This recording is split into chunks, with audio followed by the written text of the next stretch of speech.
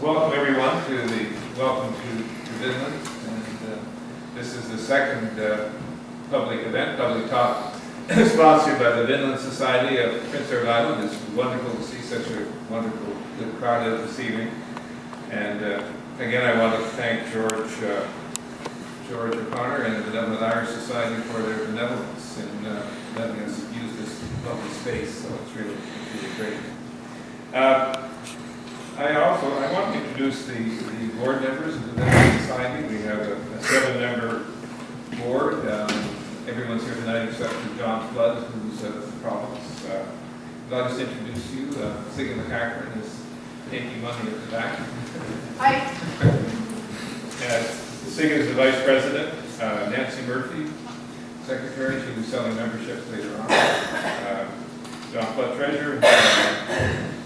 Helen Christensen is here, and Geoff Ralling over here. Alexander Cairns will be your speaker, and I'm Harry Baglole, and I have the great pleasure to be the president of the Vinland Society of Prince Edward Island. I'm wondering how many others here tonight are members of the Vinland Society. Just raise your hands, just get a sense. Okay, that's great. we have already. We just started in the end of September. We have at present 29 paid up and 3 honorary members, or over 30 members. And so a lot of the people on the list, people I don't know, so I'm really curious to get to know these these members of the Vinland Society. And we have a bit of money in the bank, over $300. Our treasurer, who isn't here, would know the exact amount, but our bills are all paid. We have money in the bank, so we're doing good. The objectives of the society are, we have this document we call the Vinland Charter. It's just, it has the summary of how we're governed and the objectives. So I'll just cite the objectives for those of you who may not know them. One is to create among the island people a Vinland state of mind. So you can think about that one. And 2, to establish close links between the island and Iceland. And that's it. And new members are welcome. It costs $20. We're set up as a non-profit cooperative, and so you become a member by buying a share. So the shares are only $20, and for 1 share you become a member for life, or for the life of the Vinland Society, whichever is the shorter. And as long as you live and the Vinland Society lives and you don't cash in your share, you remain a member. If you buy a membership, if you buy a membership, you get a free copy of the Island Magazine number 44, which has a very fine article by Geesley Sigurdsson on called "Vikings and Prince Edward Island?" So it's really a good introduction to the Vinland sagas and to the possibility that the Vikings were on our shores over 1,000 years ago. There's a special treat after the meeting. David will tell you about that, and we'll have tea so you can stay and talk. And we have, I was going to say Vinland flags for sale, but I'm told there's only one left. So that's Sigurd's waiting at the back. And $15, I thought we should auction it off. They have been in some demand, and we'll probably get some more, some more made. There are a couple of books that the last meeting we were selling books. One is the Vinland Sagas, the Penguin edition, with the introduction by Geesley Sigurdsson, and another book, Vikings, the North Atlantic Saga, published by the Smithsonian Institute in 2000. We don't have them tonight for sale, but they are for sale at the bookmark. So if you're interested in either of those books, they're at the bookmark. And just remind you again, SIGA has their donation jar there, so we're not charging admission, but free will donation is what we're calling it. So that's it by way of preliminary remarks. I'm now going to call on Geoff to introduce our next speaker.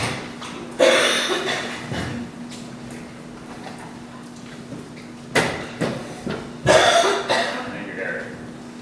Well, if you've read the latest edition of Buzz, you'll know that you're here to travel back in time 10 centuries to experience the natural world of the Gulf of St. Lawrence as Viking adventurer Leif the Lucky followers first sought about the year 1000. And your guide tonight in this illustrated voyage of discovery will be Dr. David Cairns, and it's my pleasure to introduce David.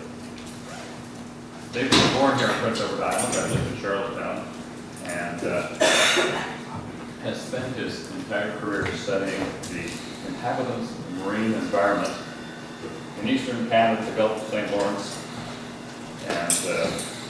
and in many places. He began his academic career at P.E.I. and graduated in 1975. And my math is correct, David, that's 38 years ago. And he spent his entire career studying eastern waters, seabirds, fish, mammals, and so on. I've had the opportunity to read through David's CV in the last few days, and it's quite remarkable. He studied an amazing number of variety of seabirds, various ducks, various gulls, gannets, petrels, murrays, loons, and guillemots over this period of time. He's also studied a number of fish, and particularly, from my reading of CV, he studied the interaction of birds and fish in these waters. He's as well as an astounding variety of birds, he's studied these birds and fish in a remarkable number of places from the eastern Arctic. I've seen Hudson's Bay, Newfoundland, Labrador, New Brunswick, Nova Scotia, Prince Edward Island, of course, and he's really covered the eastern part of this world and its marine fauna quite remarkably. His publications, if you were to read his CV, have titles such as Episodic Predation on Post-Smolt Atlantic Salmon by Northern Gannets. I mean, you get a flavor right away. The sorts of things he studied. And then some tantalizing titles too. How about this one? Kleptoparasitic interactions between black guillemots and Arctic skuas in northeastern Hudson's Bay. Now, if there isn't something more exotic than that, I'd like you to tell me about that. So it seems to me that David may be the best qualified person alive to talk about the variety of marine life in eastern Canadian waters, including the Gulf of St. Lawrence. Who better to guide us as we travel back in time to experience the natural world of the Gulf of St. Lawrence as the Vikings may have seen it. David.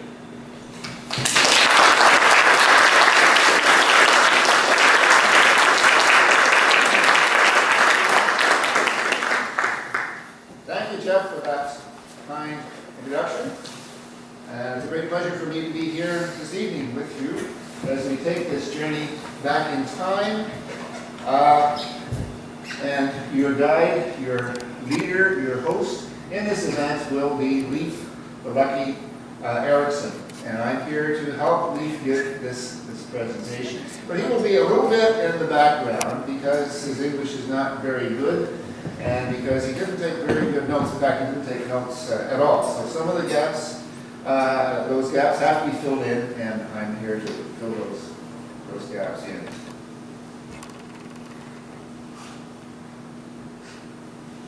Okay, so let's meet Leif, and here he is. Now, before Leif sets off on this great adventure, we have to dress and accessorize him. So there's the barrel with all of his gear. Let's see what's in the barrel. Oh, there we go. So, the barrel comes. A tunic. It's cold in those northern waters. You need to wear a tunic. And a beard, even better. Now, Leif, his name was, his full name was Leif Erickson, meaning son of Eric. And who was Eric? Well, Eric the Red, of course. And Eric the Red was a redhead and had a red beard. Leif very likely had a beard, and there's a good chance that beard was red. So we're going to put a red beard on him. Now, let's see. Now what do we have? A horned helmet. Who here thinks that Leif Erickson should have a horned helmet? Raise your hands.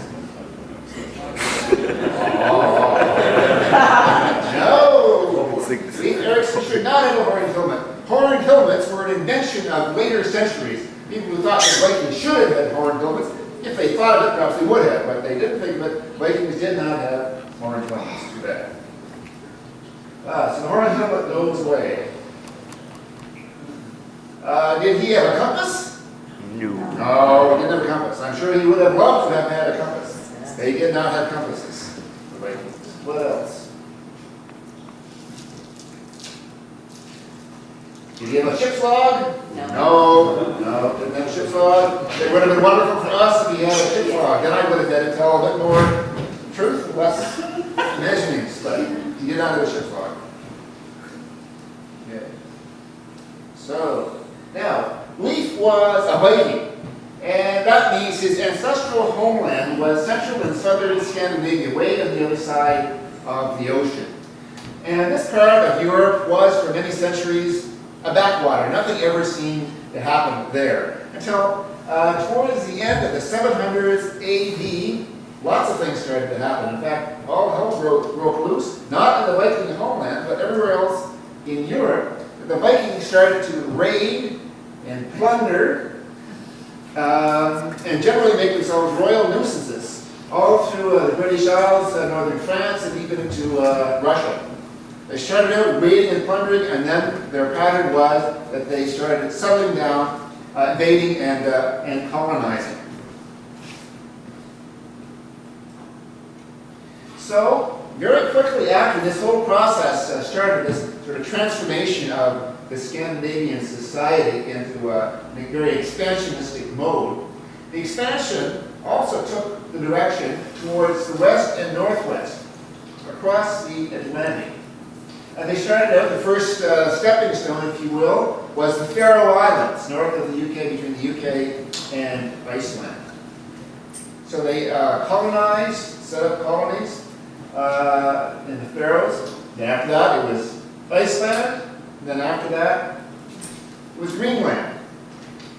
But this kind of expansion was very different than all of the other expansions that we witnessed in the British Isles and on the continent of Europe. Instead of invading and colonizing land which was warm and fertile, they successively colonized land which was cold and barren, harsh climate, and rocky soil. And it got worse as they went further, from the Faroes to Iceland to Greenland. And of course, Greenland, they were living and farming in the shadow of ice caps.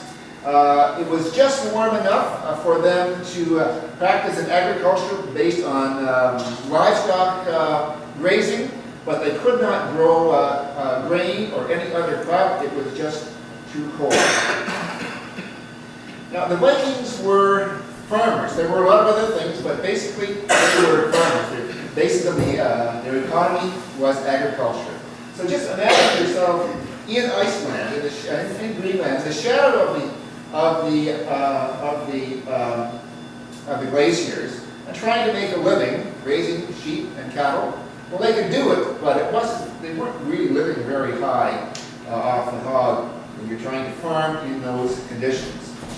But they were very cosmopolitan people. They were traveling, they were moving all around, all over the place, back to Europe, and there were foreigners who had been captured actually as slaves amongst them.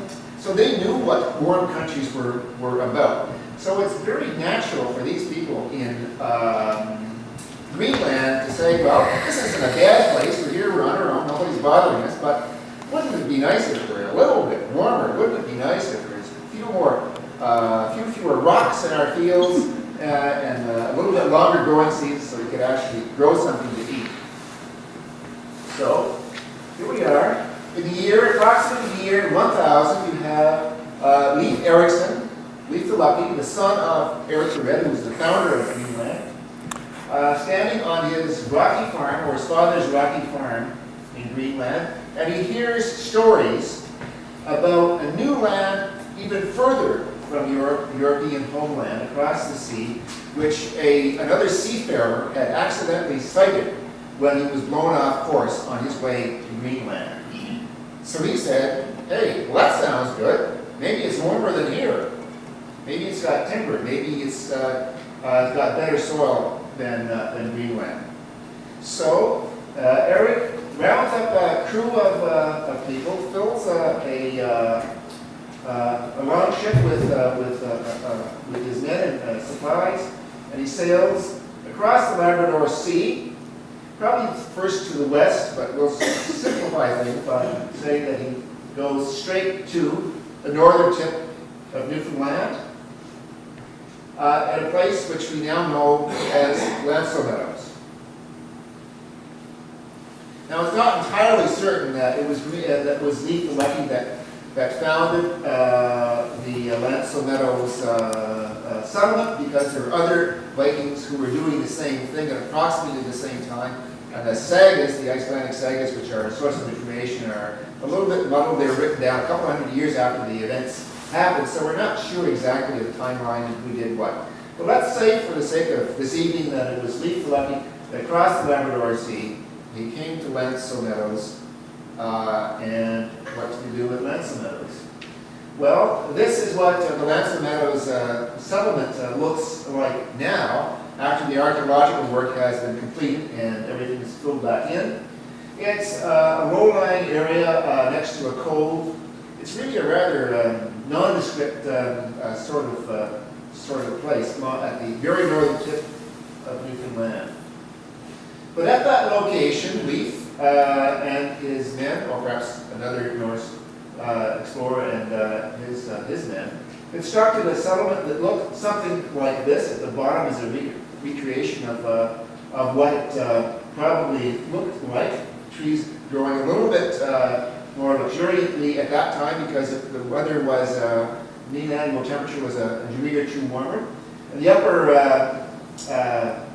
shot shows a reconstructed sod hut of the type that was used in the original settlement.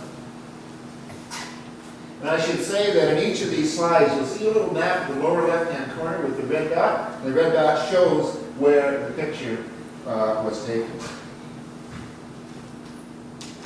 Now,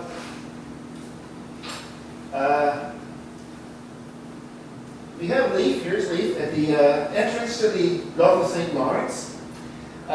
We know that his people did explore the Gulf of St. Lawrence to some extent, but certainly the details of that exploration are not laid out in any full clarity or any exact travel log.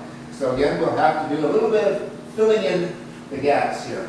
But before we do that, let's just take a look at the nature of the Gulf of St. Lawrence, this large inland sea that Leif is at the threshold of. First of all, let's talk about ocean currents.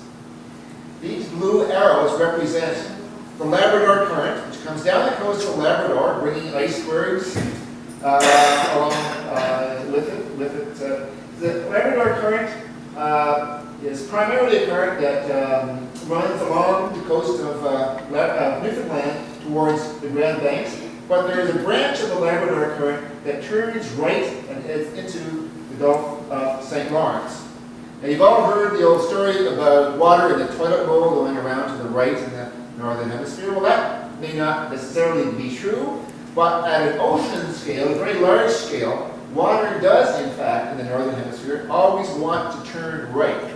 Any large ocean current system, if the water has a chance, it won't go straight, it will turn to the right. And with that gap between Newfoundland and Labrador, called the Strait of Belle-Isle, water has a chance to turn right, so that is exactly what it does, and it enters the northern Gulf of St. Lawrence, hugging along the coast, and bringing icebergs with it. This picture was taken, I think, on the 8th of June. This is an iceberg at that, where that red dot is, and that iceberg would have been calved from the Greenland Glacier, sailed down the Labrador Sea through the Strait of Belle-Isle until it was grounded in that location on the north shore of the Gulf of St. Lawrence. So the water there is really very cold. Now, contrast this to the southern Gulf of St. Lawrence. Again, we have water coming out of the water wanting to turn right. In this case, it is water that is much warmer. It's coming out of the St. Lawrence River, St. Lawrence Estuary. It's coming out, it's turning right, and it's heading straight for the southern Gulf, heading straight for Prince Edward Island. That water is warmer to start with. It's flowing over the shallow southern Gulf, so it's subject to solar heating. And that is why we here in the southern Gulf of St. Lawrence have very warm water in the summertime. you look at the summer isotherms, the lines at which the summer water temperatures are constant along the line. Compare the southern Gulf, the Gulf of St. Lawrence, here to the lower left. You have the 10-degree isotherm along the northeastern Gulf, the coldest part, 20-degree isotherm along the southern, drawing almost a straight line across the southern Gulf of St. Lawrence. Now just take a look on the right now, the map at the right. You see a 10-degree isotherm, you see a 20-degree isotherm, also taken during the summertime. In the open Atlantic, the distance between the 10-degree and the 20-degree isotherm represents thousands of kilometers. And at the top end, it reaches up into the Norwegian Sea, north of the northern tip of Norway. And at the south end, it reaches down to southern Spain where oranges grow. So you've got one end of the extreme polar bears and the other end orange trees. What this tells you is that the temperature regime in the Gulf of St. Lawrence is such a great variation from north to south that it encapsulates the temperature variation over a huge, huge area of the entire North Atlantic Ocean. So we have something like a North Atlantic Ocean, a big ocean compressed into one small Gulf of St. Lawrence in terms of its temperature regime. And this underlines the stark, the dramatic, the very large difference in the climate, air climate, and the water climate between the northern Gulf of St. Lawrence and the southern Gulf of St. Lawrence. And that will be a major theme of what we're going to be talking about here tonight as we track these possible travel through this area. Now, let's imagine for a moment that Leif sets out in his longboat longship to go exploring, and he gets caught by that very rapid, very strong Labrador current that's hugging along the northern Gulf of St. Lawrence. This is one of the places that he would have seen. Perhaps he did see it. Now, since Leif did not leave us with a logbook, we're going to have to borrow some written words from some other people, including Jacques Cartier, who coasted along the same area in 1534. This is what Jacques Cartier said. Along the whole of the North Shore, I did not see one cartload of earth, yet I landed in many places. This is the land God gave to Cain.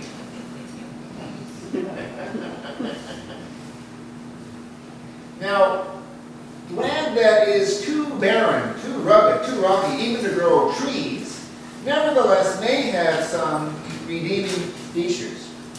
It's open. The fact that there are no trees or few trees means that plants that need open access to the sky can grow and flourish where they might not be able to in more fertile area where the land is mostly forested. Now, the illustration to the right is a plant which is known to science and to most of the world as the cloudberry. And in Newfoundland, it's known by a different name. It's known as the bake apple.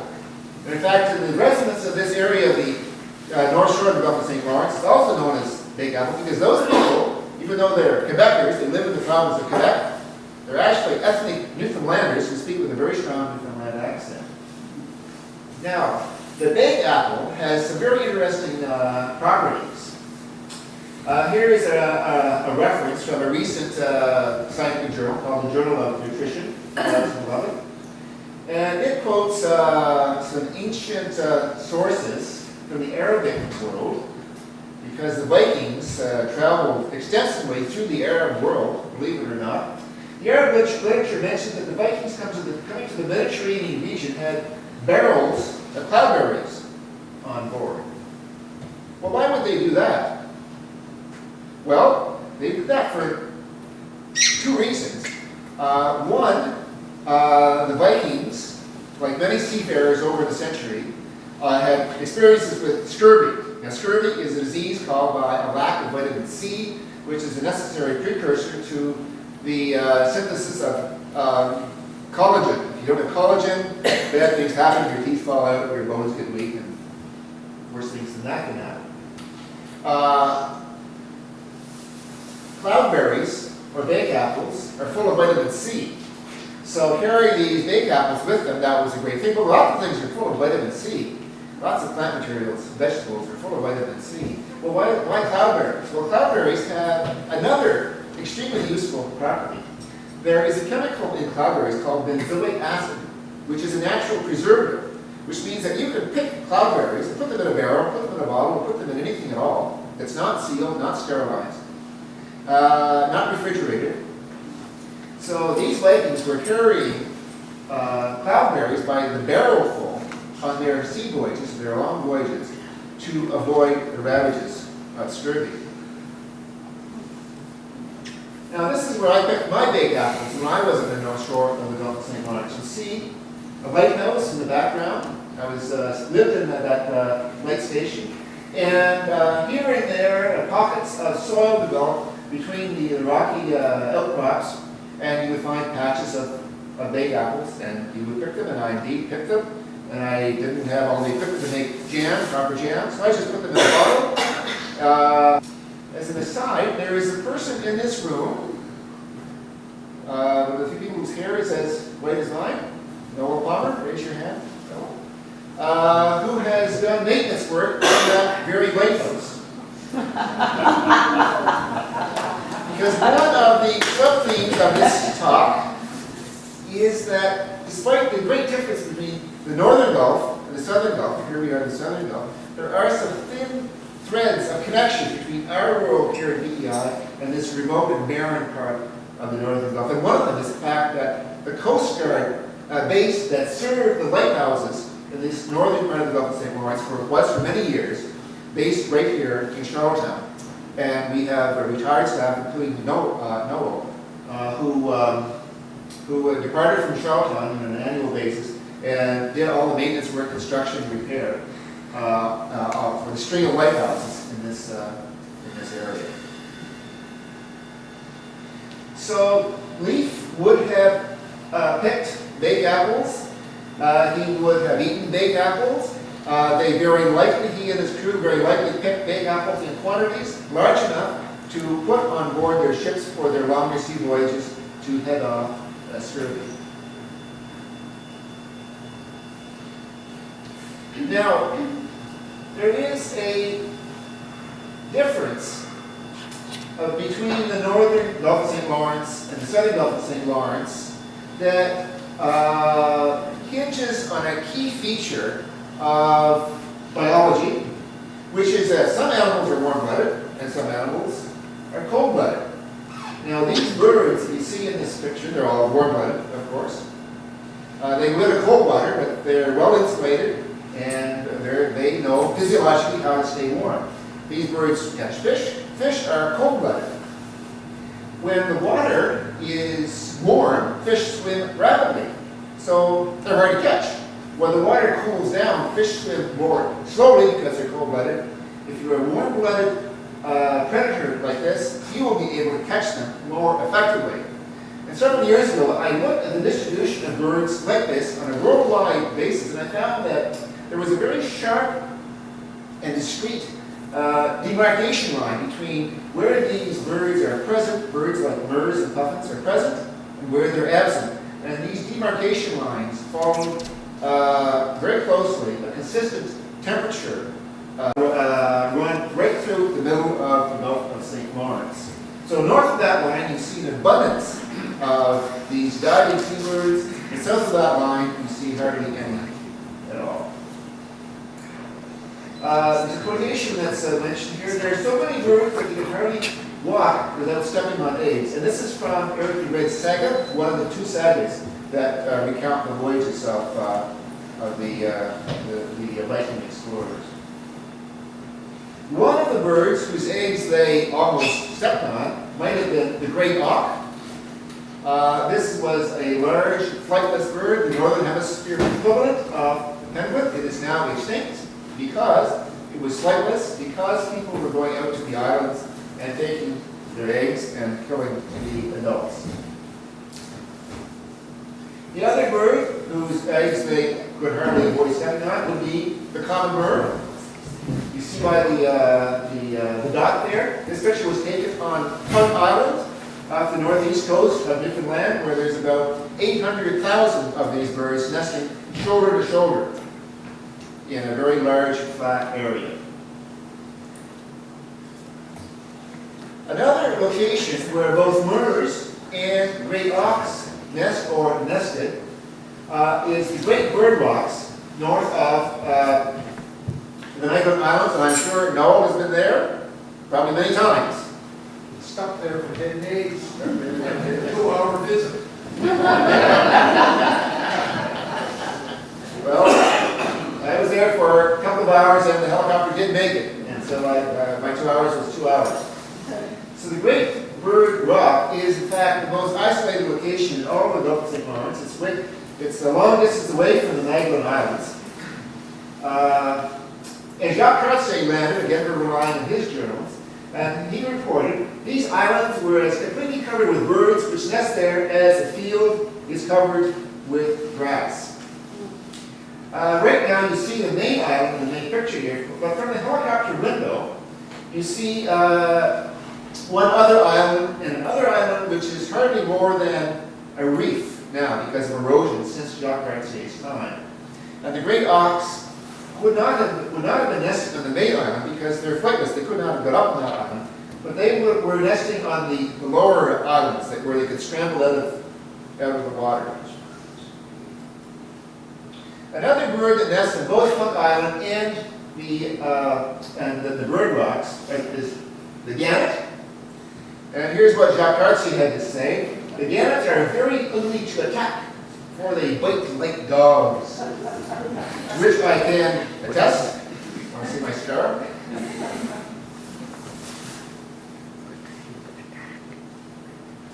Now, along the Quebec North Shore, as we call it, the northern shore of the Gulf of St. Lawrence, there is a zone of hundreds, dozens, hundreds, probably thousands of islands. Geoff Ralling said, we made our way amongst the islands, which are so numerous that it is impossible to count them. At the present time, we don't have these huge colonies of murres nesting shoulder to shoulder in the open, but we don't have great auks nesting there, but there's a good chance that both great auks are nested there and that murres nested in same kinds of numbers as we saw on the Funk Island a long time ago. At the time of the Vikings, there may well have been great auks in the islands which they may have visited because there are so many islands. And islands are important to these birds because they need a safe place to nest. They are basically marine animals. They make their living from the sea, but they can't lay their eggs in the water. They have to come to land. So they need a safe place, safe from predators. That means either a cliff or islands. And here there is such an abundance of islands. So why would have there been so many birds then and not so many now? We'll come to that in a minute.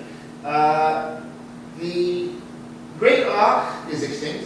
It's gone since the 1800s because of poaching. But it left a little cousin called the razor-billed, sometimes called the razor-billed auk, sometimes called the tinker in Newfoundland. There's a smaller kind of bird which is called a tinker. These stow and place themselves underneath the larger ones. So this is the bird that looks like a murre, but it has a thicker beak. And it is the closest living relative of the great auk.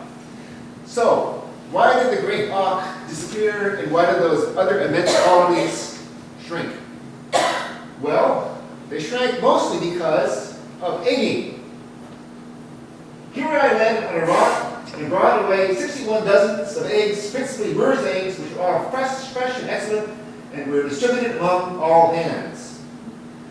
The person who said that was a resident of Charlottetown. Captain Henry Wolseley Bayfield was an absolutely remarkable man. He was the person who single-handedly charted most of the Gulf of St. Lawrence, a good part of Newfoundland, as well as the Great Lakes. And he found himself on the north shore of the Gulf of St. Lawrence, charting and mapping all those islands, which would be a rather unenviable task.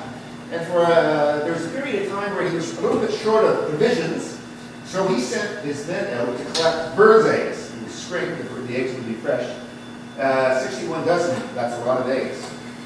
But he was there just to collect eggs for himself. Other people were there to collect eggs commercially by the schooner load to take back to markets in Halifax and to Boston. With that relentless pressure of egging, those colonies went from very large to smaller, and they're only now, in the 21st century, recovering from that onslaught because this poaching pressure went on into modern times. This picture to the left shows a bird sanctuary sign. In French it says, "You're not allowed to steal eggs." What's right in front of it? A gull nest where the eggs have been stolen. The bucket to the right contains murre and eider eggs, which were seized from a poacher. There's another person that Captain Bayfield met at the same trip, whose name you might remember, John James Audubon, and we'll see some of his illustrations later on. He was on these islands to draw pictures, illustrations for his bird and mammal life. So, what else can we glean from the sagas? There were a great number of deer of all kinds in the forest. Now, these deer might have been caribou. Deer can mean a specific animal, or it can mean a member of the deer family, the Cervidae. The caribou, same as the European reindeer, is an animal of the north. It lives primarily in this kind of habitat,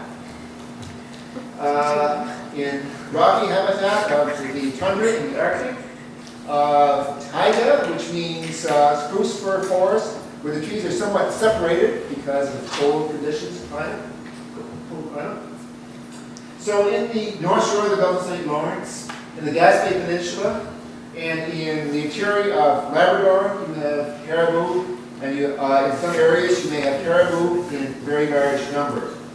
Caribou are migratory, caribou are gregarious, and caribou were indeed a significant food supply for the Greenlanders, the Vikings who were living in Greenland, because caribou were indeed present in the unglaciated areas of Greenland. But there were other members of the deer family that might have been the subject of this reference. One would be moose, which occupied the boreal forest, a little bit south of the main range of caribou. But there are some areas that the moose did not get to because of glacial historic past. Moose are not native to Newfoundland. There were never moose in the Viking times in Newfoundland, nor on Antiquity either, nor on Prince Edward Island. They might also, the reference might also have referred to the white-tailed deer, which is a more temperate and southerly species. But again, the white-tailed deer did not occupy, still does not occupy Newfoundland, Antiquity Island, and they were never native to Prince Edward Island. Now, there is broad overlap amongst these three deer species in eastern North America. So when you take one or two out, that leaves more space, more habitat to occupy for those for the species that is there.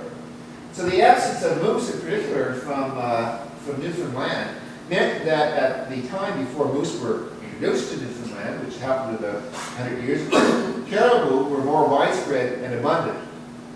So it could well have been that the deer that are mentioned in the sagas were caribou, because caribou really are the only species which are highly gregarious, form large herds. The moose is very solitary, and the white-tailed deer generally solitary. Now there's another reference. The reference goes on to talk about this point. They came to a headland thick with deer. The point looked like a huge dunghill as the deer gathered there at night to sleep. Well, of course, there's many headlands, many places that this could have been. But here's a guess that I would make, The headland might be memorable because there's dung hills from deer, but it might also be memorable, worth talking about later because it is spectacular. This is Cap Gaspé, the very mouth, the very entrance to the St. Lawrence estuary, the St. Lawrence River. And it is indeed one of the most spectacular sea capes that I have seen in my travels. So, maybe Cap Gaspé was the site that they were thinking of in the story about the point that was thick with deer. There was no timber in Greenland. No trees, few low bushes, but no trees worthy of the name. The Vikings needed trees to build houses for rafters for their sod houses. They needed trees to build furniture, other implements. They needed trees to repair their ships. So the New World, North America, was a very interesting source of trees for them, and it was certainly a major reason for them to come to North America. And of course, wherever you go in North America, you will find trees. Along the barren coast that we saw earlier, there would have been trees more inland. Go further south, you will find trees closer to the shore. And indeed, they did cut and harvest these trees to take back to Greenland. There are some hints, there are some clues as to the locations of some of their stops, some of the sites where they attempted to settle. There were extensive shallows at low tide, and the ship was soon stranded. This might have been Anticosti Island, a very large island, half as big again as P.E.I, at the entrance to the St. Lawrence estuary. There is no lack of salmon in both the lake and the river. Anticosti Island is famous for salmon. The water is very, very clear. I was in Anticosti Island a number of years ago, and there was a sound biologist there. That was actually before I became a sound biologist. So he said, hey, you want to come with me guys? We survey the salmon in the river. So surveying the salmon in the river consisted of driving up the river in this truck. There was no roads, so he drove up the river. And periodically you would stop at the pools where the salmon would aggregate, and you put on your polarizing glasses, and you would count the salmon. This is the Jupiter River, the largest river in Anticosti Island. So there's lots of salmon now, and there certainly would have been lots of salmon way back in the Viking time, and perhaps Leif Erikson came up that river, not by truck, and perhaps saw fish, and ate some of the salmon there. Anticosti Island is a very peculiar place. It has a very depauperate native fauna. But one animal that does live there is the red fox. Now there's not one fox there, there's two. There's one red-faced fox, our familiar red-faced fox. The other animal is a silver-faced fox. Silver-faced foxes are, of course, found in P.E.I, but they're rare. You don't see them very often. But on Anticosti Island, you see them frequently. And there's a reason for that. Way back when the fur trade, the fur farming industry was going great guns in P.E.I, of course everybody else wanted to get in on the action. So people in Anticosti Island had the idea, well, we'll import silver foxes from Pittsburgh Island, we will set up fur farms, and we'll make money. Well, the fur industry collapsed, the doors swung open on the fox pens, and all of these silver foxes went out, and of course they interbred with the local foxes. So to this day, there is a high proportion of the fox population on Anticosti Island which is silver, in addition to the regular red foxes. The Vikings were curious, the Vikings were explorers. There is no practical use that people at that time could have put a waterfall to, but I would not be surprised if people with that kind of exploratory spirit would have paddled their longboats up the L'Oreal River to see this falls, which is 25 meters higher than Niagara Falls. It's an absolutely spectacular sight on the eastern end of Anticosti Island. There were mountains there and a pleasant landscape. This is a description of another site. And there's lots of parts of the northern Gulf of St. Lawrence and southern part as well, where there are hills that would justify the name of mountains in the Gaspé Peninsula. It's very rugged. Most of the mountains on the Newfoundland, rugged territory in Newfoundland, are along the west coast. They're called Long Range Mountains. And of course, the Cape Breton Highlands, closer to home. Beaches. They also gave the beaches the name Wonderstrand for their surprising length. This is commonly interpreted as a very long beach, the coast of central Labrador, but it might have been the Gulf of St. Lawrence as well. We think of beaches as something that you find in warm places, like P.E.I. in the summertime. But beaches actually can form in areas which, any area at all along the world's ocean coastlines, including areas on the western Gulf of St. Lawrence, upper left-hand corner, northeastern Gulf of St. Lawrence, near Chevery, Newfoundland, and Magdalen Islands. Now, when the Vikings saw a beach, they would have seen a beach, a different eye, a different object than what we see a beach for, warm summer bathing and all of that.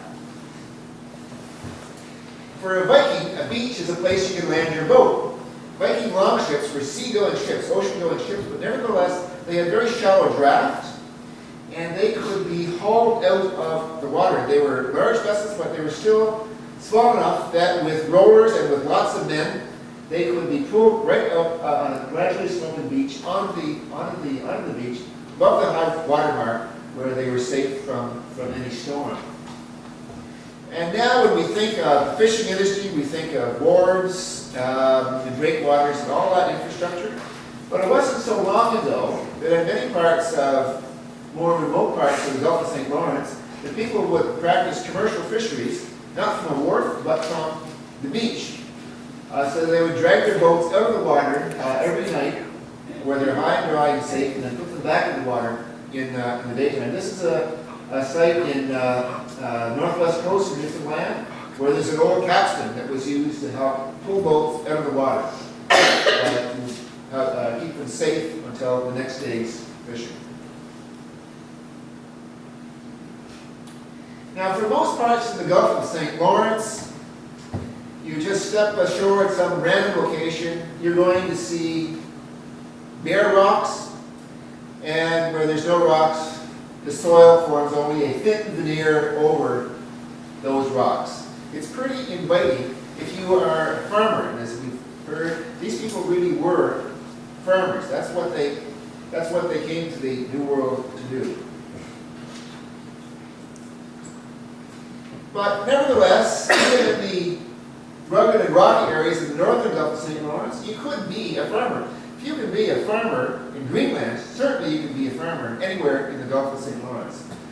All you need is a beach, shown in a cove where you can take your longboat ashore, a little bit of flat land next to a stream, perhaps, where you could pasture your animals or grow enough hay, keep them alive through the year, or open meadow country where you could graze your sheep and your cattle. So you could be a farmer in any of these areas that we've seen. But just because you could be a farmer there wouldn't mean that you wouldn't have in your mind, there must be a better place than this. So, as the Vikings moved south, which we think they probably did, they may well have seen the Magdalen Islands. And this is how Jacques Cartier described Byron Island, the north side of the Magdalen Islands. This island is the best land we have seen. For 2 acres of it are worth more than the whole of Newfoundland. Another recommendation for Newfoundland. But if you get to Newfoundland, look at the Magdalen Islands where there is in fact some soil, well, why stop there? Keep on going and you hit Prince Edward Island. The fairest land is possible to see. Full of beautiful trees and meadows. Nothing is wanting but harbors, because he was to the north side, didn't see the harbors. Of course, if you're Viking, you don't need a harbor. All you need is the beach. Now back to the Viking sagas. Afterwards, they returned to the ship and sailed into the Sound. They rounded the headland and steered west. So this is interpreted as rounding East Point, Prince Edward Island, and then sailing west through the Northumberland Strait. What else do we have? There were extensive shallows at low tide, and the ship was soon stranded. Well, I live in Stratford, a stone's throw from Kenwick Beach. When the tide is out, if you go out to the outer edge of the sandbars, you are a very long way from the shore. So that fits. What else? There was no lack of salmon, both in the lake and the river. Well, our salmon, I'm responsible for salmon stock assessments for P.E.I. I can tell you, salmon are not in great shape in P.E.I. at the present time. But 1,000 years ago, our rivers, I'm sure, were teeming with salmon. Now, here's something. And this salmon was larger than they had ever seen before. What does that mean? Everybody wants to talk about big fish. But with salmon, of course, are anadromous. That means they spawn in fresh water, and they go out to sea, and they come back. Well, it so happens that some salmon go out to sea, and they stay there for a year. They spend one winter at sea, and then they come back. And they come back about 50 centimeters, 55 centimeters long, about this big. And they're known in the trade as small salmon or grilse. Other salmon go out and they stay for 2 years, perhaps 3 or 4 years occasionally. And those are called large salmon. They fed longer in the open ocean and they come back not this big, but this big. So the proportion of large to small salmon varies geographically in eastern Canada as it does in Iceland and Europe. And in the map here, the red squares indicate the proportion of the salmon that are small. So in the southern Gulf of St. Lawrence, along the shores of Prince Edward Island and northern Nova Scotia, you see red squares, which means that less than 20% of the salmon coming out of these waters are small. That means the rest of them are large. So if 1,000 years ago you wanted to see large salmon in eastern North America, where would you go? You would go to the southern Gulf of St. Lawrence, you would go to Northumberland Strait, in fact. And you see a blue square there. Blue square, which has representing a higher proportion of small salmon or grilse, that's kind of an artifact of 20th century stocking. People have taken small salmon from the Miramichi River in New Brunswick, stocked with the P.E.I. water. So in some of our main salmon rivers here, the Morel, for example, particularly the Dunk River, the Mill River, the West River, is a substantial portion of the small salmon. But if you go back to the historic records, most of our salmon, the great majority of our salmon here at P.E.I. were of the large variety. They were multi-seeded, and that would have been, those would have been the salmon that the Vikings would have encountered 1,000 years ago, giving rise to this comment, and this salmon was larger than they had ever seen before. So are we making a case that Prince Edward Island was actually Vinland? Are we making an argument that this land of milk and honey, and biblical this land of fertile soils, of mild climates, where you could be a farmer and actually grow stuff? Is that land actually Prince Edward Island? 1,000 years ago, was there really Viking longships sailing up Northumberland Strait? Did Leif the Lucky walk on our shores, fish our salmon, build a sod house? Well, maybe he did. Certainly everyone in the Vinland Society hopes that that happened. But if we go beyond hope and exercise a little bit of scholarly hesitation here, we have to make some further comments before we draw any conclusions. Here is an arrow representing the comment in the Sagas. They rounded the headland and steered westward. Okay, well, where else in eastern Canada could you have rounded a headland and steered westward?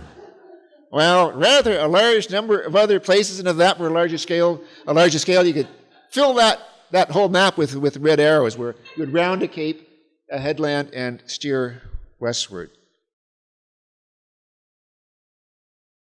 So the Viking colony, the Viking experiment in North America was short-lived, and it was short-lived for a very simple reason. Going back to that original expansion from Europe, I said that it was a different kind of expansion across the Atlantic. They went from cold to colder to coldest as they went, and in Greenland, they wanted something warm. They were looking for Vinland, this promised land, land of abundance and fertility. So that was one kind of difference. The other kind of difference is that in this westward expansion across the North Atlantic, they didn't have to chase anybody off that land to colonize the Faroes, Iceland, Greenland, because nobody was living there. Contrary-wise, in Europe, they had to fight their way onto the shores of Europe, in France and in Great Britain and Russia to establish their colonies. So they had it easy from that point of view in the Faroes, Iceland, and Greenland. But when they came to North America, there were people who were here already. And the Vikings were militarily only marginally superior to these native people. They were also vastly outnumbered, but most of all, it was kind of a turning of the tables for the situation in Europe. The early Viking raiders in Europe were highly successful because they were mobile. They could come in, raid, do their dirty work, and then leave, disappear over the horizon. And they're raiding settled communities where people couldn't run away. Here, the Vikings were trying to set up settlements, agricultural communities. They were the settled people, but the native people were the highly mobile people in their skin canoes. They could come in, attack, and then melt away over the horizon. And they're also far more numerous. So there was no possible way at that time, 1,000 years ago, that the Vikings could have colonized eastern North America without establishing friendly relations with the native peoples. And establishing friendly relations with native people, local people, was probably not the Vikings' strong suit. So they were chased back to Greenland, and all they had to say, all they had with them was the stories that they would tell over the fireside for generations and generations until they were finally written down in the early 1200s as the Icelandic sagas. Now, the Vikings were famous for their prowess as navigators, but their navigation skills had their limits. They were often beset by fog, according to the sagas. They were often shipwrecked. But nevertheless, they always figured out where they were going. They were able to find Vinland, even if it did slip away from their grasp. But here we are 1,000 years later, and the mist of history is perhaps more difficult to disperse than the physical mist that the Vikings encountered during their travels. So we don't really know where Vinland was or is. We may figure it out through sleuthing, through archaeology, or perhaps not. But even if we cannot find the physical Vinland, I think there are other things we can find. We can find a sense of the grand sweep of history. We can find the awe and wonder of new discovery. And most of all, we can find an abiding curiosity about what has yet to be discovered. And that, to me, reflects the words in the Vinland Charter, sense of the history of discovery and what is yet to be discovered, to me, is the Vinland state of mind as mentioned in the Charter of the Vinland Society. Thank you for your attention.